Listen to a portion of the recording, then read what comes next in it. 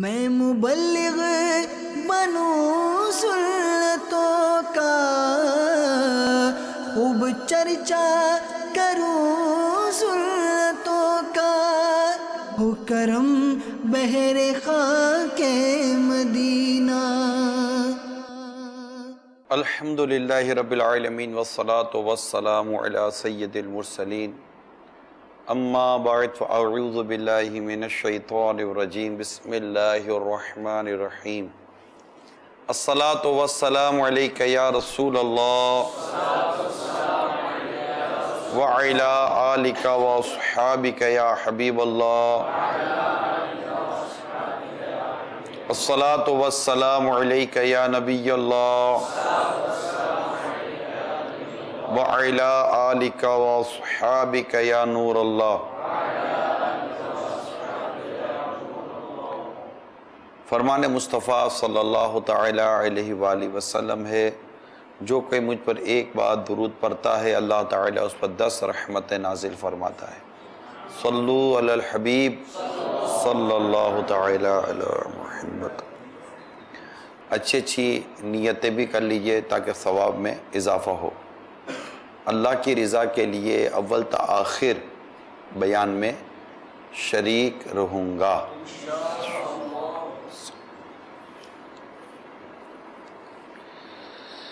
ایک استاذ کا بیان ہے کہ مجھے ایک ادارے میں جاب ملی،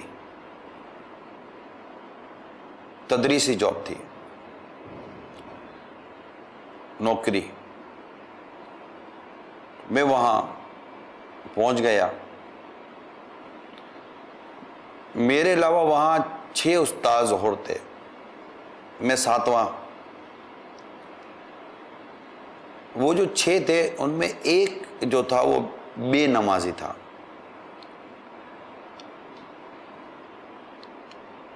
جو 5 تھے وہ نمازی تھے،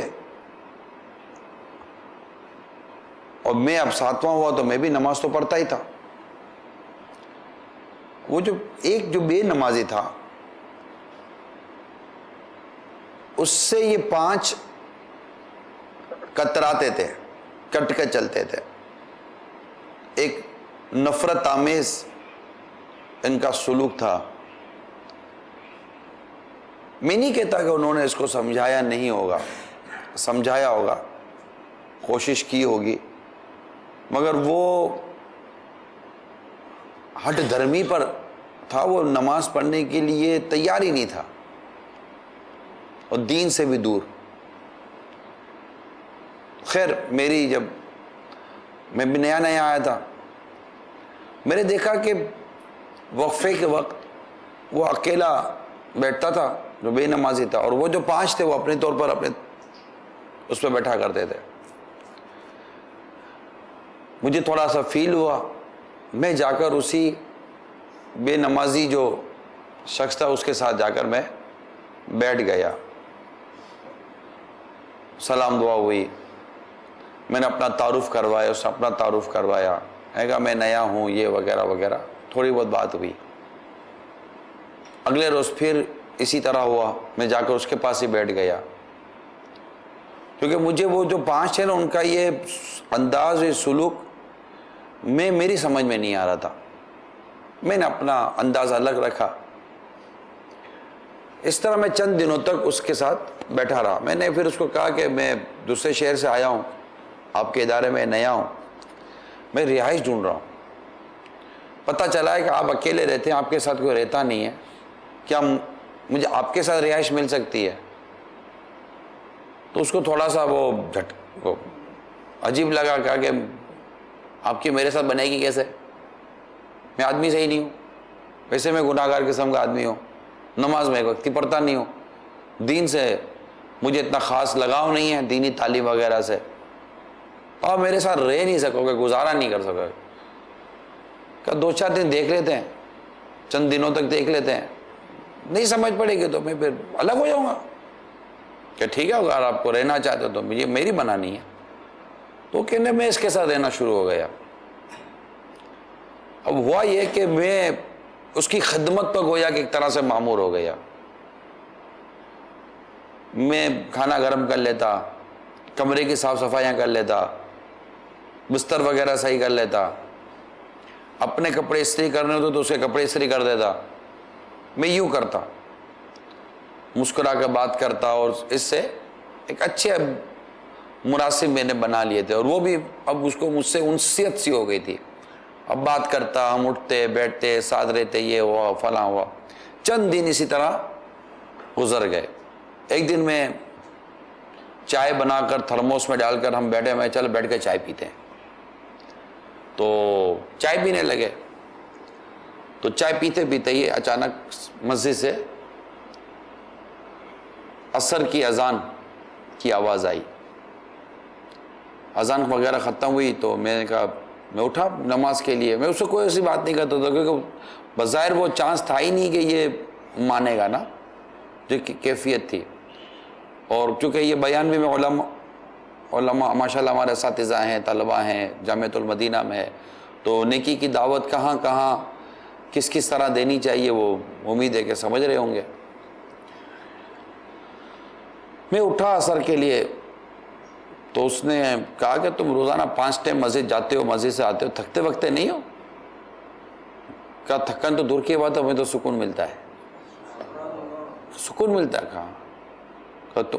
اب اس نے مجھے نماز کے نام پر ٹوکا، یا نماز کے نام پر اس نے کوئی کلام کیا تو مجھے موقع ملا. میں کیا اگر تمہیں بھی چیک کرنا تو چیک کر لو، سکون ملے تو، نہ ملے تو مجھے بتانا. اچھا چلو تم کہتے ہو تو دیکھ لیتے. یہ کہہ کر وہ میرے ساتھ اٹھا، عصر کے لیے چل پڑا. اب جیسے ہی وہ مسجد پہنچا، میں نے اپنے رب کے حضور ہاتھ اٹھائے کہ یا اللہ، یہاں تک لانا میرا کام تھا، اب اس کے دل کو بدلنا تیرا کام ہے. میں نے جو کچھ اس کے ساتھ کیا تو جانتا ہے، میں اس کا خادم بن کر رہا ہوں. میں نے اس کی خدمت کی ہے، اور میں نے خود کو اس کی خدمت پر معمور کر دیا تاکہ اس کا دل اس طرف آ جائے. اور یہ ہو گیا. اب یہ آ گیا مسجد میں. اب مولا اس کا دل تو لگا دے. اور میں دعا کرتا رہا. نماز پڑھی. نماز پڑھ کے جیسے ہی ہم لوگ باہر آئے، میں نے کہا کیسا لگا؟ تو اس نے تھوڑی دیر توقف کیا، اور توقف کرنے کے بعد کہنے لگا کہ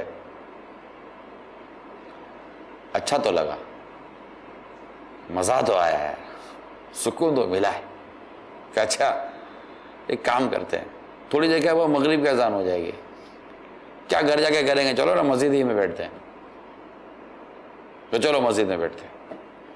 یوں وہ مسجد میں بیٹھ گیا. اب میرا اس کے ساتھ وہی انداز رہا جیسا میرا تھا، مگر اب تھوڑا یہ میری پارٹنرشپ میں بھی آ گیا، اور میرے ساتھ یہ گلنے ملنے لگا. آہستہ آہستہ یہ علم دین سیکھنے کے اس کے اندر جستجو پیدا ہوئی. علم دین سیکھنے لگا، پڑھنے لگا، مطالعہ کرنے لگا، حتیٰ کہ تھوڑے عرصے کے بعد یہ امر بالمعروف و نہی عن المنکر کا داعی بن گیا، نیکی کی دعوت دینے والا بن گیا. اور دیکھتے ہی دیکھتے ایک اچھا خاصا مبلغ بن گیا. مزید اسے ترقی کی، مزید اس نے نیکی اور پرہیزگاری و علم دین کا راستہ اختیار کیا، اور کرتے کرتے یہ نتیجہ نکلا کہ حکومتی سطح پر دوسرے ملکوں میں جا کر یہ نیکی کی دعوت کا کام کرنے لگا. میری ملاقات میرے ان دوستوں سے بھی ہوئی جو اس کے ساتھ تعلق توڑ کر بیٹھے ہوئے تھے. تو میں نے ان کو جا کر یہ سارا جو معاملہ ہوا وہ سمجھانے کی کوشش کی کہ یہ جو کچھ ہوا یہ تھا کیا، اور یہ کیسے تبدیلی آئی. تو جب میں نے ان کو سمجھایا تو وہ سمجھ گئے کہ مسئلہ یہ ہے کہ ہم لوگ جو نیکی کی دعوت دینے کی کوشش کرتے ہیں اس میں نرمی، حکمت عملی اور ایک صبر و برداشت کا مادہ ہمیں کام ہے. وہ اب بتا رہے اب اس نے دوسرا فیز شروع کیا. پہلا اس کا فیز یہ تھا کہ میں اس بے نمازی کو نمازی بنا دوں. اس کا دوسرا فیس یہ تھا کہ وہ لوگ جو نمازی ہیں اور یہ ایک شخص سے نفرت کرتے ہیں، ان کو اب ان کی یہ تربیت کرنے لگا کہ آپ کا یہ انداز درست نہیں تھا. اگر آپ چاہتے ہیں کہ کسی کی اصلاح ہو جائے تو کوئی غلطی کرنے والے کے ساتھ آپ نفرت آمیز سلوک کرو گے تو اس کی اصلاح کیسے ہوگی؟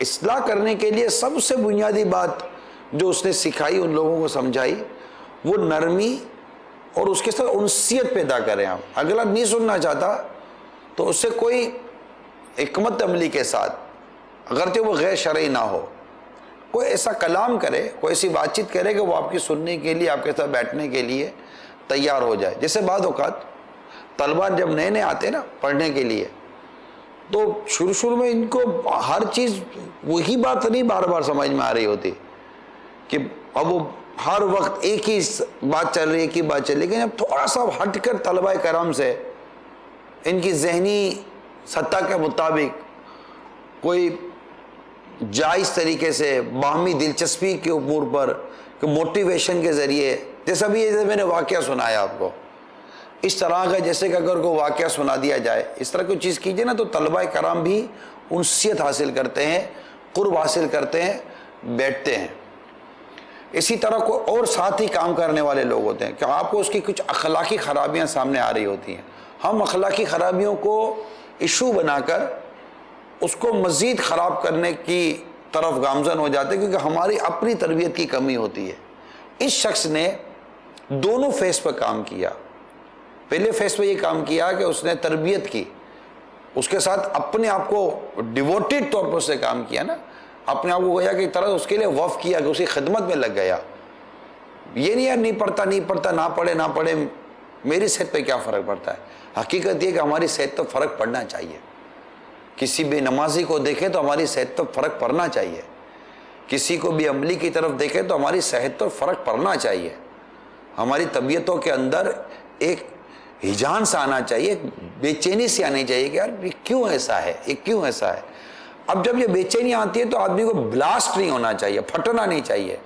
حتیٰ کہ جو والدین اپنی اولاد پر پھٹ پڑتے نا، وہ بھی بعض اوقات بہت بڑی بھولے کھاتے ہیں. تو چاہے وہ درجے کے اندر طلباء کرام ہو یا اساتذہ کرام ہو، یا اساتذہ کرام اپنے دیگر اساتذہ کرام کے ساتھ ہوں، یا ناظم اپنے اساتذہ کرام کو دیکھ رہا ہو، یا اپنے طلباء کرام کو دیکھا جا رہا ہو. کسی بھی سطح پر اگر آپ یہ دیکھ رہے ہیں، چونکہ بیان جامعۃ المدینہ میں ہے، لہذا میں اپنے اس بیان کو اور جو مثالیں دوں گا اس کو میں جامعۃ المدینہ کے دائرہ کار میں رکھنے کی کوشش کروں گا تاکہ مطلب کہ وہ چیز پوائنٹ آؤٹ ہوتی چلی جائے نا.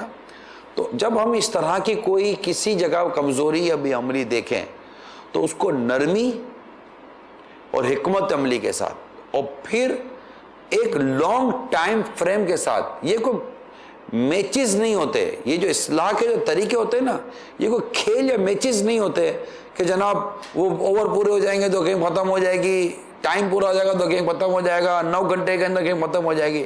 اصلاح کا کوئی ٹائم فریم نہیں ہے. اصلاح کسی وقت کسی کی بھی ہو سکتی ہے. کوئی آپ کی بات چوٹ کر سکتی ہے، وہ اگلے دن اٹھے کچھ اس کے ساتھ ہو سکتا ہے، اللہ نہ کرے اس کے ساتھ ہی کوئی ایسا حادثہ یا واقعہ ہو جاتا ہے. بعض اوقات ایک آدمی نہیں راہ راست پر آ رہا ہوتا، خود اس کے ساتھ کوئی ایسا حادثہ واقعہ ہو جاتا ہے، خدا نہ خواستہ کوئی مطلب ایسی ایکسیڈنٹ کی صورت بن جاتی ہے، دماغ ٹھکانے پر آ جاتا ہے، یار میں تو بچ گیا ہوں، وہ اس کا ٹرننگ پوائنٹ بن جاتا ہے. کسی کے بچے کا انتقال ہو جاتا ہے، اس کا ٹرننگ پوائنٹ بن جاتا ہے. کسی کی ماں کا انتقال ہوتا ہے، وہ اس کا ٹرننگ پوائنٹ بن جاتا ہے. گھر سے جب لاش اٹھتی ہے، میت اٹھتی ہے تو وہ اس کے اندر اس کی تبدیلی آ جاتی ہے. وہی وقت ہوتا ہے کہ اس کا دل نرم ہے، بوجھ تو اس وقت اس کے دل کے اندر نیکی کی دعوت کا اور عبادت کا بیج انشاءاللہ یہ مدینہ کر کے اس کی فصل اگ جائے گی. لیکن عموماً ہم لوگ یہ ذہن بنا لیتے ہیں کہ یار یہ نہیں سدھرے گا، یہ نہیں بدلے گا. تو یہ جو ہم جو ذہن بنا لیتے ہیں نا، یہ درست نہیں ہے. تربیت کا، اصلاح کا جو سلسلہ ہے وہ جاری رکھنا چاہیے، اور اس میں بالخصوص جو میں نے عرض کی نرمی اور حکمت عملی، نرمی اور حکمت عملی. ایک شخص آ کر مسجد میں پیشاب کر دیتا ہے، ایک شخص آ کر مسجد میں پیشاب کر دیتا ہے اور صحابہ کرام علیہ رضوان اس کی طرف بڑھتے ہیں، نبی پاک صلی اللہ تعالی وسلم روک دیتے ہیں، رک جاؤ رک جاؤ، پانی منگوایا جاتا ہے اور اس چیز کو ریموو کر دیا جاتا ہے، صاف کر دیا جاتا ہے۔ یہ ہو گئی ایک نرمی، روک دیا، ایک عمل جو اس کے سامنے کر دیا گیا۔ اب حکمت عملی اور نیکی کی دعوت کیا کہ سرکار مدینہ صلی اللہ تعالیٰ علیہ وسلم نے انتہائی مختصر نیکی کی دعوت دی۔ اگر آپ کتب حدیث پاک کا مطالعہ کریں گے تو بہت مختصر نیکی کی دعوت دی، اور اس کے اندر بالخصوص جو یہ کلام ہے جس کا میں خلاصہ عرض کر رہا ہوں کہ مساجد اس چیز کے لیے نہیں ہے، مساجد میں یہ چیزیں نہیں کی جاتی، کیونکہ وہ ایک عربی تھا، اس کو نہیں پتا تھا کہ یہاں پر کیا ہے کیا نہیں ہے۔ آداب سکھائے جائیں گے نا، بات سکھائی جائے، بات بتائی جائے گی۔ ایک شخص بارگاہ رسالت میں حاضر ہوتا ہے صلی اللہ تعالیٰ علیہ وسلم، اور بڑی مطلب کہ ایک جرت والی گفتگو کرتا ہے کہ اللہ تعالیٰ نے تمہیں جو دیا ہے اسے میرے اونٹوں کو لاد دو، یہ کر دو، اس سے بہت ساری باتیں کی، اور سرکار صلی اللہ تعالیٰ علیہ وسلم نے ان کو وہ چیزیں عطا کی، اور پھر ارشاد فرمایا کہ کیا میں نے تیرے ساتھ کوئی بھلائی کی؟ تو اسے کہا آپ نے میرے ساتھ کیا بھلائی کی؟ اور دے دیا یوں کر کے۔ یہ اس کا جو انداز تھا وہ درست نہیں تھا نبی پاک صلی اللہ تعالیٰ علیہ وسلم کے ساتھ۔ صحابہ کرام علیہ وسلم پھر بڑھے، یہ انداز صحابہ تھا رضی اللہ تعالیٰ عنہ۔ سرکار اپنے معاملے میں بہت کچھ برداشت کر لیتے تھے، مگر عشق رسول برداشت نہیں کرتا تھا، وہ آگے بڑھتے تھے۔ سرکار صلی اللہ علیہ وسلم انہیں روک دیتے تھے، رک جاؤ۔ پھر اسے لے کر کمرے میں تشریف لے گئے، اندر لے گئے، اور پھر اس کو بیٹھ کر اس کی تفہیم فرمائی، اس کی وہ کہتے ہیں ذہن سازی کی، پھر اس کو عطا کیا اور فرمایا کہ کیا میں نے تیرے ساتھ کوئی بھلائی کی؟ تو اس نے پھر بڑے خوبصورت کلمات کہے کہ اللہ تعالیٰ آپ کو جزا دے، آپ نے میرے ساتھ یہ کیا یہ کیا یہ کیا، بھلائی کا کام کیا۔ تو آقا صلی اللہ تعالیٰ علیہ وسلم نے ارشاد فرمایا کہ جو کلمات تم نے میرے سامنے بھی بیان کیے ہیں وہی کلمات جا کر میرے اصحاب کے سامنے بیان کر دو، تاکہ ان کے دل بھی تمہاری طرف سے صاف ہو جائیں۔ کہا ٹھیک ہے کوئی بات نہیں۔ وہ اٹھا، وہ باہر آیا اور اس نے وہی کلمات دہرا دیے۔ جب وہ چلا گیا تو سرکار صلی اللہ تعالیٰ علیہ وسلم نے گویا کہ اس طرح اپنے صحابہ کرام کو نیکی کی مدنی پھول عطا فرمائے کہ جو کچھ تم پہلے کرنے جا رہے تھے کہ کچھ ہوتا تو ہو سکتا یہ جہنم میں نہ جل جاتا، میں نے اس کو بچا لیا۔ حکمت عملی، نرمی، حسن سلوک، پیار، نبی پاک صلی اللہ تعالیٰ علیہ وآلہ وسلم نے اس انداز سے بڑی تربیتیں فرمائی ہیں، بڑی تربیتیں فرمائی ہیں۔ اور خود کتابوں، سیرت کی کتابوں میں لکھا ہے کہ نبی رحمت صلی اللہ تعالیٰ علیہ وآلہ وسلم نے جو انقلاب برپا ہوا نا، ایک انقلاب برپا ہوا کہ خطبہ حجۃ الوداع کے موقع پر کم و بیش 1,24,000 صحابہ کرام علیہ رضوان کا ایک اجتماع ہو رہا ہے، اور اتنی زبردست مبلغین صحابہ کرام یہ امت کو تیار کر کے دیے جا رہے ہیں، اور کوئی ڈیوریشن کو بہت بڑا نہیں ہے، دورانیہ کو بہت بڑا نہیں ہے، بہت کم وقت کے اندر یہ اتنا بڑا مدنی انقلاب برپا جو ہوا۔ تو اس کے لیے، اس کے پیچھے جو بہت ساری باتیں نا، اس میں بہت بنیادی بات جو سیرت لکھنے والے لکھی ہوئی تھی، تربیت۔ آقا مدینہ صلی اللہ تعالیٰ علیہ وسلم نے زیادہ تر وقت اپنے صحابہ کرام کی تربیت کو عطا کیا، اور زبردست تربیت کی، ہر موقع پر تربیت ہے، اور تربیت میں نرمی، کوئی آ کر زور سے چادر کھینچتا ہے نشان پڑ جاتا ہے، نرمی، کوئی آ کر کسی انداز سے بات کرتا ہے، نرمی۔ بلکہ جب حضرت عمر فاروق رضی اللہ تعالیٰ عنہ بے چین ہو کر آگے بڑھتے ہیں تو آقا صلی اللہ تعالیٰ علیہ وسلم انہیں روکتے ہیں کہ اے عمر تمہیں مجھے سمجھانا چاہیے، تمہیں مجھے بتانا چاہیے، نرمی۔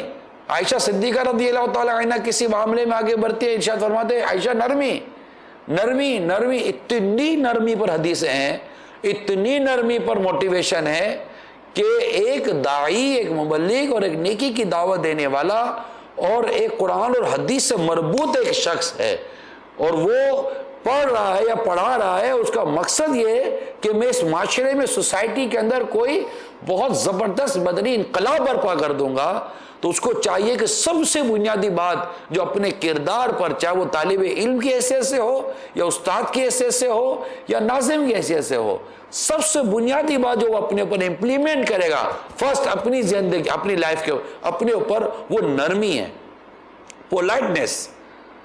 جب نرمی نہیں ہوگی نا تو بات اثر نہیں کرے گی، وہی بات نرمی سے سمجھائی جا سکتی ہے، بیٹھ کر بتائی جا سکتی ہے، ٹھیک ہے۔ اساتذہ کے لیے کہیں کہیں سختی کی گنجائش موجود ہے، تو یہ کہیں کہیں موجود ہے نا، کہیں کہیں موجود ہے۔ استاد سختی سے تو سختی کے ساتھ تو اس کو نہیں شہرت ملنی چاہیے، اس کو شہرت نرمی کے ساتھ ہی ملنی چاہیے، مگر یہ کہ وہ نرمی اگر کہیں کہیں، وہ بھی حکمت عملی کے تقاضے کے تحت ہی ہوگا نا۔ پھر سامنے والا ہے کتنا، اس کی سینیورٹی کتنی ہے، اس کی کوالیفیکیشن کتنی ہے، اس کو سمجھایا کتنا ہے، کہ ساری چیزیں۔ عمر فاروق اعظم رضی اللہ تعالیٰ عنہ نے 2 شخص کو کسی مطلب کہ وہ کام میں مبتلا پایا، تو آپ نے کسی کو بھیجا، ان کو پوچھو کون ہے، تو پتا چلا وہ مدینہ منورہ سے باہر سے آئے ہیں، تو آپ نے ارشاد فرمایا اگر تم مدینے کے ہوتے تو میں تمہیں سزا دیتا، یعنی اس شہر کے ہوتے تو تمہیں پتہ ہونا چاہیے تھا کہ اس شہر میں، کیونکہ تربیت کا سلسلہ جاری ہے۔ تو وہ پوری ایک یہ پورا ٹاپک ایک پورا سبجیکٹ ہے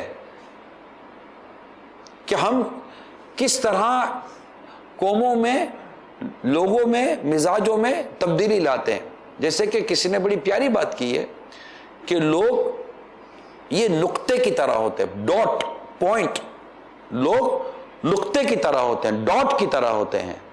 ایک اچھا منتظم، ایک اچھا نگران، ایک اچھا ذمہ دار اس نقطے کو حرف بناتا ہے، نقطے کو حرف بناتا ہے۔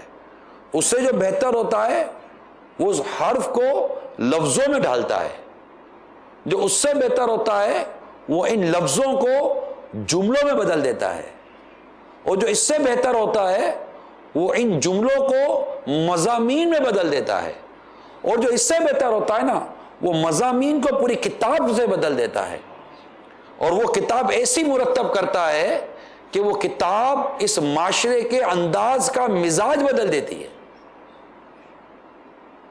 یہ اس نیڈ ٹائم، اس کے لیے ٹائم چاہیے ہوتا ہے، تدبر چاہیے ہوتا ہے، بردباری چاہیے ہوتی ہے، تحمل مزاجی چاہیے ہوتی ہے۔ یعنی ایک طالب علم اگر دیکھتا ہے کہ میرے ساتھ پڑھنے والے طالب علم یہ کمزور ہیں، تو وہ ان کو مضبوط کرنے کے لیے کوشش شروع کرتا ہے۔ میں آپ کو یقین دلاتا ہوں میرے طلبہ کرام کو، جو سمجھدار اور عقل مند اور باشعور طالب علم جو درجے میں اپنے آپ کو دیکھ رہا ہے کہ الحمدللہ میں بہت اچھا جا رہا ہوں، استاد بھی اس کی تعریف کر رہے ہیں، اس کو چاہیے کہ اپنی درجے کے کمزور طلبہ کرام پر وہ بھی توجہ دے گئے۔ آپ بھی پڑھیں نا، آپ بھی پڑھیں، ان سے کٹے نہیں۔ کٹنے سے مراد یہ نہیں کہ اگر وہ فضولیات میں پڑھے ہوئے تو وہ بھی ان کے ساتھ بیٹھ کے فضولیات میں پڑھ جائے گا، نہیں، وہ اپنے ان کمزور طلبہ کرام کو موٹیویٹ کرتا رہے، ان کا ذہن بناتا رہے گا ہمیں بھی پڑھنا چاہیے۔ دیکھو میں اس طرح پڑھتا ہوں تو آپ بھی اگر اس طرح پڑھو گے تو انشاءاللہ آپ کو کبھی بھی درجے کے اندر شرمندگی نہیں اٹھانی پڑے گی، آپ کو یوں نہیں کرنا پڑے گا، یوں نہیں کرنا پڑے گا۔ آپ مجھ سے پوچھ لیا کریں، میں ہوں انشاءاللہ، میں آپ کو بتا دوں گا۔ الحمدللہ میں نے استاد صاحب سے بہت اچھی طرح پک کر لیا تھا، آپ تھوڑا لیٹ آئے تو آپ کا رہ گیا ہوگا۔ اتنی خوبصورت اخلاقیات کے ساتھ جب ایک سمجھدار پڑھا لکھا طالب علم جب وہ اپنے ہی درجے کے اندر اپنے ہی کمزور طلبہ کرام کی اسی طرح پر ذہنی تربیت کرتا رہے گا، آپ سوچے صحیح، میرے وہ طلبہ کرام جن کی طرف میرا بھی اشارہ ہے اور جو سمجھ رہے ہوں گے کہ میں ان کی طرف اشارہ کر رہا ہوں، وہ طلبہ کرام اگر اس انداز سے اپنا تعلیمی جو کیریئر ہے اگر اس کو پورا کرتے ہیں اور پورا کرنے میں کامیاب ہو جائے تو خود ان کا پڑھانا اور ان کو سمجھانا خود ان کی تعلیم کو، ان کے اسباق کو مضبوط کر رہا ہوگا، اور ان کے ذہنوں میں وہ سوالات پیدا کروائے گا جو سوالات یہ انڈیویجل انفرادی پڑھائی سے شاید ان کے ذہنوں میں پیدا نہ ہو سکے۔ جب یہ اپنے کمزور طلبہ کرام کو مضبوط کرنے کے لیے وہی اسباق ان کو پڑھانے کی، سمجھانے کی، سکھانے کی کوشش کرے گا، ڈیفینیٹلی الٹیمیٹلی نتیجہ اس کا یہی نکلے، خود اس کا ریویژن ہو رہا ہوگا، اس کے اپنے اسباق مضبوط ہو رہے ہوں گے، اس کے ذہن میں سوالات پیدا ہوں گے جو سوالات اس کی اپنی انفرادی تعلیم سے نہیں پیدا ہو رہے ہوں گے۔ اور جب ایسا طالب علم اپنا تعلیمی کیریئر پورا کرتا ہوا جب دور حدیث سے فارغ ہوگا اور جب اس کو اگر تدریس کی نعمت نصیب ہوگی تو وہ بہترین مدرس بن کر بہت کم وقت کے اندر بڑی زبردست تبدیلی لے کر آ جائے گا. مگر اس کے لیے ضروری ہے کہ وہ ان تمام تر چیزوں پر نظر رکھے. کمزور طلباء کو مضبوط کرنا، اگر کہیں عبادت میں کمزوری ہے اس کو مضبوط کرنا، تلاوت میں کمزوری ہے اس کو مضبوط کرنا، اگر ہم سب مل کر اسی طرح کمزور اور کم عمل اور کم علم افراد پر مشفقانہ طور پر، حکیمانہ طور پر اور نرمی کے ساتھ اگر ان پر کوششیں کرتے رہیں اور موٹیویٹ کرتے رہیں، تربیت کرتے رہیں، سکھاتے رہیں، سمجھاتے رہیں، تو یقین مانیے اتنی جلدی آپ کو آپ کی سوسائٹی کے اندر، معاشرے کے اندر، صرف جامعۃ المدینہ یا دعوت اسلامی کی بات نہیں کر رہا، آپ کو آپ کی سوسائٹی اور معاشرے کے اندر انشاءاللہ تبارک و تعالی بہترین تبدیلی نظر آئے گی. اور وہ چیزیں آپ کو بدلتی نظر آئیں گی جس کے بارے میں آپ ایکسپیکٹ نہیں کر سکتے تھے کہ اتنی جلدی تبدیلی آ جائے گی. یہی انداز صحابہ کرام علیہم رضوان نے لیا، یہی انداز تابعین نے لیا، یہی انداز تبع تابعین نے لیا. آپ دیکھیے امام اعظم امام ابو حنیفہ رحمۃ اللہ تعالی علیہ نے جس طرح پڑھائی کروائی اور جس طرح اپنے طلباء کو بنایا، وہ پوری ہسٹری ہے. وہ امام مالک رضی اللہ تعالیٰ عنہ کو پڑھا جائے، دیگر اس طرح کے جو اکابیر جو ہمارے ائمہ کرام اور علماء کرام گزرے جنہوں نے بہت اچھے طریقے سے پڑھایا اور اس امت کو بہترین علماء، فقہاء، محدثین، مفسرین عطا کیے، وہ کس انداز سے اپنے طلباء کرام کو لے کر چلتے تھے، پڑھاتے تھے، کس طرح وقت دیتے تھے. جیسے میں نے بہت پہلے بھی ایک عرض کی تھی کہ امام شافعی رحمۃ اللہ تعالیٰ علیہ تو تہجد کے وقت اپنے طلباء کرام کے مکاتب کے باہر وضو کا پانی رکھا کرتے تھے. امام شافعی رحمۃ اللہ تعالیٰ علیہ، ان کی اتنی زبردست تربیت کا انداز تھا. استاد ہیں امام شافعی علیہ رحمہ کو کون نہیں جانتا، اور وہ اپنے طلباء کرام کے مکاتب کے باہر وضو کا پانی تہجد کے لیے رکھیں کہ یہ اٹھ کر نمازیں پڑھیں گے. یہ بھی تربیت ہے، یہ بھی تربیت ہے، یہ بھی موٹیویشن ہے. اللہ تبارک و تعالی ہم سب کو ان تمام تر مدنی پھولوں پر عمل کرنے کی توفیق عطا فرمائے. جو کچھ اچھا کہا اللہ تعالیٰ اسے قبول فرمائے، جو غلطیاں کوتا ہوئے اللہ تعالیٰ اسے معاف فرمائے. اب یہ ہوتا ہے کہ یہ کہاں سے آئے، اس کے لیے بہت سمپل سا مدنی پھول ہے، مدنی مذاکرہ. طلبہ کرام، تمام اساتذہ کرام، ناظمین اور دیگر جو مجالس و ذمہ داران ہیں، ان سب کو اللہ تعالیٰ توفیق دے، ہم سب کو اللہ تعالیٰ توفیق دے کہ ہم پابندی کے ساتھ جو غیر مقیم ہیں، میں ان کے لیے بھی مدنی پھول عرض کروں گا. اگر وہ جامعۃ المدینہ میں نہیں ہے تو آپ جن علاقوں کے اندر ہیں وہاں پر جو ہمارے علاقۂ طور پہ اسلامی بھائی جمع ہوتے ہیں وہاں پر، اور جو جامعۃ المدینہ کے اندر ہے وہ وہاں پر، اور جو اسلامی بہنیں وہ اپنے اپنے جو بھی ان کے دیکھنے کی ترکیبیں ہیں وہاں مدنی مذاکرہ کبھی بھی آپ مت چھوڑیے، یہ یاد رکھیں. اور مدنی مذاکرہ دیں اور اس کو لکھیں. آپ کے بعد اب طلبہ کرام ہیں، آپ ماشاءاللہ جامعۃ المدینہ سے وابستہ ہیں، جو کچھ ہو رہا ہے اس کو لکھیں. یہ سوال جواب ایک طرح سے ایک علم کا خزانہ ہے. آپ لکھنا شروع کریں. الحمدللہ ایک سال کے اندر 12 ماہ کے اندر کئی مدنی مذاکرے ہوتے ہیں. ڈبل 2600 صرف ہفتے ہیں، پھر اس میں بعض ہوگا کہیں 12 دن تک چل رہا ہوگا، تو کہیں 10 دنوں تک چلے گا. تو اب ماہ رمضان مبارک میں دیکھیں تو 60 سے اوپر مدنی مذاکرے ہو جائیں گے. تو مجموعی طور پر دیکھیں گے تو آپ کو 100 125 120 130 سے زیادہ مدنی مذاکرے یہ 12 ماہ میں ملتے ہیں. تو جب اتنے مدنی مذاکرے ملتے ہیں اور پھر ان میں جو سوالات و جوابات ہوتے ہیں، پھر بعض جوابات کے آپ خلاصے لکھ لیجئے، انشاءاللہ تبارک و تعالی یہ سمجھے کہ علم کا زبردست خزانہ اور علم دین کا زبردست ذخیرہ ہمارے پاس جمع ہوگا. صرف یہ نہیں کہ سوال کا جواب کیا ہے، یہ بھی دیکھیے کہ جواب دینے کا انداز کیا ہے. ایک عام فرد کو بات سمجھانی ہے، اور یہ آپ کا آج نہیں تو کل، کل نہیں تو پرسوں آپ نے اس نہج پر آنا ہی ہوتا ہے کہ آپ سے ایک عام فرد رابطہ کرتا ہے اور آپ اس کی اصلاح کی طرف بڑھتے ہیں. ایک عام فرد کو سمجھانے کے لیے کتنی سمپلسٹی کی ضرورت ہوتی ہے، کتنی سادگی کی ضرورت ہوتی ہے، اور کتنے لفظوں کے ایک عام اور عام فہم لفظوں کو چناؤ کرنا ہوتا ہے. اس کی تربیت بھی یہ مدنی مذاکرے میں ہوتی ہے. پھر ایک جواب، پھر جواب کے بعد جو اس کے دیگر جو اس کے جو سائڈز ہوتی ہیں کہ تاکہ وہ اشکال اور ذہن میں پیدا ہونے والے کئی اور خیالات اور باتوں کو کور کیا جا سکے، اس کو بھی چاروں طرف سے کور کر کے، کیونکہ ایک جواب عیزی ہے، جائز ہے، لیکن صرف جائز کہہ دینے سے یہاں پر ہم لوگ خاموش نہیں ہو جاتے، پھر اس کے لیے دیگر مدنی پھول بیان ہوتے ہیں، پھر بعضوں کا ترغیب و ترہیب کا سلسلہ بھی ہوتا ہے، جیسے اعلیٰ حضرت امام اہل سنت رحمۃ اللہ تعالی علیہ کا فتاوی رضویہ میں خوبصورت انداز پڑھنے والے پڑھتے رہتے ہوں گے۔ تو مدنی مذاکرہ اللہ تبارک و تعالی عمل کرنے کی توفیق عطا فرمائے، آمین بجاہ نبی الامین صلی اللہ تعالی علیہ وآلہ وسلم۔ میں مبلغ بنوں سنتوں کا، خوب چرچا کروں سنتوں کا، ہو کرم بہر خاک مدینہ۔